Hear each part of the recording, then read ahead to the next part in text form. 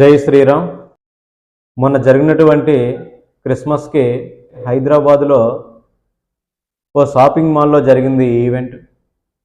Christmas అనేది జరుపుకోవటం తప్పు కాదు, క్రైస్తవులు జరుపుకోవచ్చు. అలాగే మన దేశంలో ఉన్నటువంటి మన వాళ్ళు, మతం మారిన వాళ్ళు, క్రైస్తవులమని ఫీల్ అయిపోతున్న వాళ్ళు క్రిస్మస్ చేసుకుంటున్నారు. సరే, వాళ్ళు ఏడుపేదో ఏడుస్తున్నారని చెప్పి మనం కూడా పెద్దగా పట్టించుకునేదేమీ లేదు. అయితే వాళ్ళు చేసిన తప్పు ఏంటంటే, ఒక ఈవెంట్లో ఈ అమ్మాయికి మరి ఏ పాస్టర్ గారు నేర్పారో, మరి ఎవరు బ్రెయిన్ వాష్ చేశారో తెలియదు, కానీ బాగా పిచ్చిదైపోయింది. ఆమెను చూస్తుంటే, ఆ వీడియో చూస్తుంటే కోపం కంటే ముందు జాలేస్తుంది. ఇప్పుడు వాళ్ళ పండగ వాళ్ళు చేసుకునేటప్పుడు వాళ్ళ పండగ గురించి చెప్పుకోలేం, తప్పులేదు. కానీ వేరే మతాల గురించి, వేరే సంస్కృతి గురించి మాట్లాడే హక్కు లేదు వాళ్ళకి. ఇప్పుడు మనం ఉన్నాం, శ్రీరామనామం జరుపుకుంటాం. మన రాముడి గురించి, మన రాముడు సాధించినటువంటి విజయాల గురించి చాలా గొప్పగా కొనియాడుతాం. అంతవరకు ఓకే. అంతేగాని మనం ఆడెవడరా 3 మేకలెత్తి అలా గేలాడుతూ ఉన్నాడు, వాడేం దేవుడే అంటే ఎలా ఉంటుంది? మతం మారినటువంటి క్రైస్తవులు అనుకునేటువంటి వాళ్ళకి బాధ అనిపిస్తూ ఉంటుంది. పోనీ మతం మారితే మారారు, వాళ్ళు ఏడుపేదోళ్ళు ఏడొచ్చు కదా. మన ఉపనిషత్తులో, మనకున్నటువంటి వేదాల్లో అనేక రకాలుగా, అనేక విధాలుగా కెలుక్కుంటూ ఉన్నారు. అలాగే ఈ పిల్ల కూడా సగం సగం బ్రెయిన్ వేసుకొని, సగం సగం సోంబేరు పనులు చేస్తూ, ఏదో 10 మంది చూసి ఓ స్పీకర్ ఇచ్చేసరికి, కెమెరా ముందు కనిపించేసరికి కింద మీద ఏం చూసుకోరు, ఇంకా నోటికి ఏదో అదే వాగుతుంటారు. అయితే ఇప్పుడు హైదరాబాద్లో ఇది ఏ షాపింగ్ మాల్లో జరిగిందనేది ఎంక్వైరీ చేస్తున్నాం. వీడిపైన చట్టపరంగా చర్యలు అనేది తీసుకుంటాం. ఒకసారి అమ్మాయి వేసే వేషాలు చూడండి.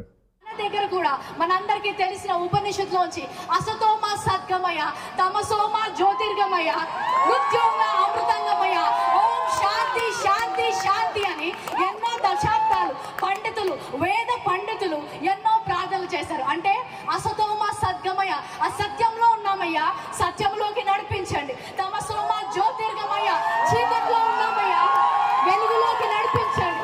మృత్యోంగ అమృతంగమయ, మృతి చెందిన వారి వలె ఉన్నాము, జీవము లేని వారి వలె ఉన్నాము, మాకు జీవాన్ని ఇయ్యయ్యా అని ఉపనిషత్తుల్లో భారతీయ వేద పండితులు అనేక సంవత్సరాలు ప్రార్థన చేశారు.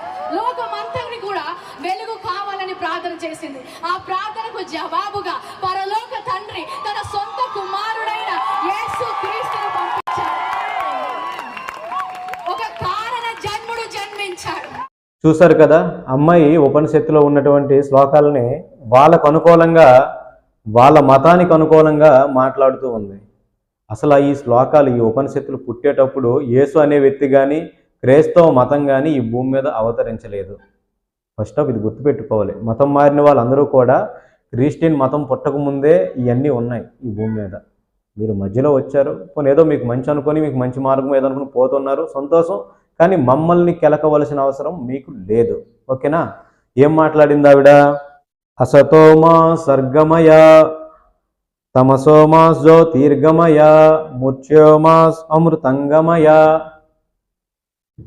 చీకటి నుంచి వెలుగులోకి రావాలని భగవంతుడిని మనం ప్రార్థిస్తాం. ఈ గ్రంథాలు, ఈ ఉపనిషత్తులు పుట్టి కొన్ని కోట్ల సంవత్సరాలు అయ్యాయి. తలా తోక తెలియని మీరు నోటికి ఏదొస్తే అది వాగడం. మీ పండుగ ఏదో మీరు చేసుకోండి. మీ మేరీ మాతకడికి వెళ్తారు కదా, అగరొత్తులు వెలిగిస్తారు, కొబ్బరికాయ కడతారు, కొబ్బరికాయ కొట్టిందే కాక పసుపు కుంకుమ పెడతారు. యేసు బడి పూజ అంట ఈ మధ్య కొత్తగా, ఉయ్యాల సేవ అంట యేసుకి. ఆ ఉయ్యాల సేవ ఏదో చేసుకుని ఆడొచ్చు కదా.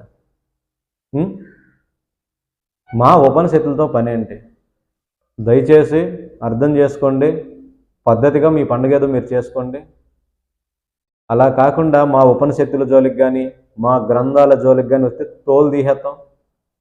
ఏదో సైలెంట్గా ఉన్నామని, ఏం అనట్లేదని, ఎక్కడ బతకనిస్తున్నాం కదని తక్కువ అంచనా వేయకండి. ఇటువంటి పిచ్చి వేసాలు ఇంకెప్పుడు వేయరని కోరుకుంటున్నాను. అలాగే ఏ షాపింగ్ మాల్లో మీకు ఈవెంట్కి ఛాన్స్ ఇచ్చారో ఆ షాపింగ్ మాల్ పని కూడా చూస్తాం. ఏది వదిలిపెట్టేది లేదు. అర్థమవుతుందా? వీలైతే మీ 3 మేకుల గురించి మాట్లాడుకోండి, 4వ మేక వేసేయకుండా చూసుకోండి. పద్ధతిగా ఉండండి. మీ పండుగ ఏదో మీరు చేసుకోండి, మా మీద పడి ఏడకండి. ఓకే, జై శ్రీరామ్.